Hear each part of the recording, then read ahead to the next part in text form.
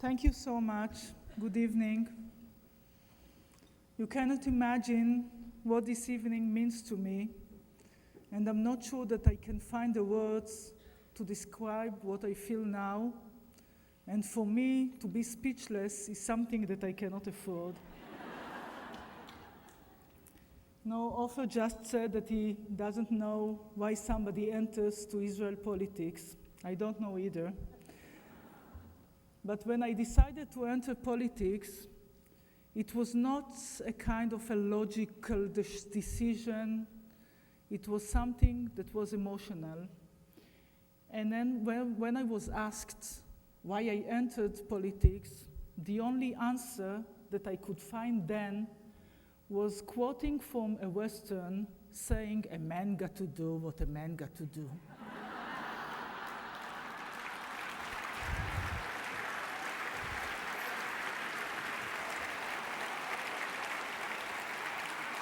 Now, this was really the only answer that I could give then, but today I think that maybe I gave this answer because maybe back in the back of my mind, I thought that in using these Western words, I can be part of the guys of all the Israeli generals that are basically the decision makers in Israel in using the cowboys, the Westerns, and to say boy and man got to do what a man got to do. But today I'm strong enough to say that I'm here in politics, I'm here today, and I'm going back to Israel to continue my mission in politics because a woman got to do what a woman got to do.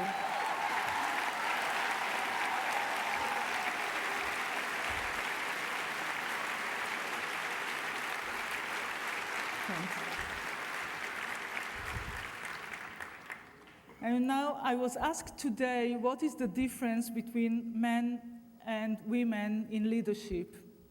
And I couldn't find the right answer this morning.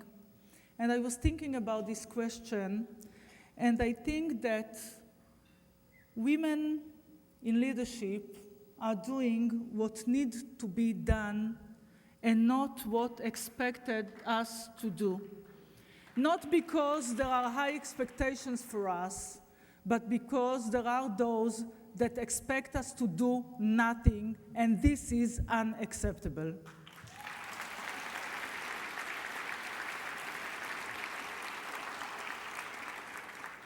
And the other answer relates to this wonderful organization.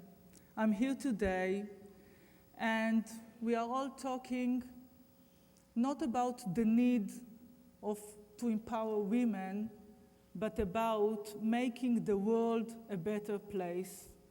And maybe this is also something that distinguishes men from women, because while we are here, while we are in leadership position, we are thinking not about ourselves, but how to make the world a better place. Because we are thinking about the society from which we come and about what we can do in order to change the society. And this is much more than thinking about ourselves or thinking just about women, because part of our vision, it's about the states, the country, the societies in which we live. And I said also today that for me, especially after the last few months in which I had campaigns within my party, and then the campaigns for the position or the office of the Prime Minister in Israel.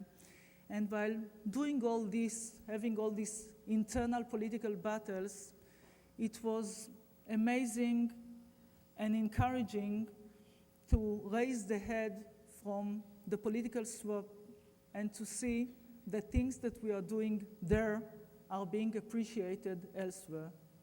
And I said it today, but I think that this is not enough. This is not what I feel today. It is nice to be appreciated for what I did, but what you do today gives me the power and the strength to continue. I'm going back tomorrow to Israel. On Monday, there's the opening session of the winter session of the Israeli parliament, the Knesset, and I'm going to re-enter the political life after a few days here. And I'm going to fight my battles, our battles, in order to make Israel a better place to live in, to make the region a better place to live in, maybe the world. And going back home, knowing, having all this support, being embraced, knowing that things that we do there mean something to you as well, gives me the strength and the power to accomplish my mission. And thank you.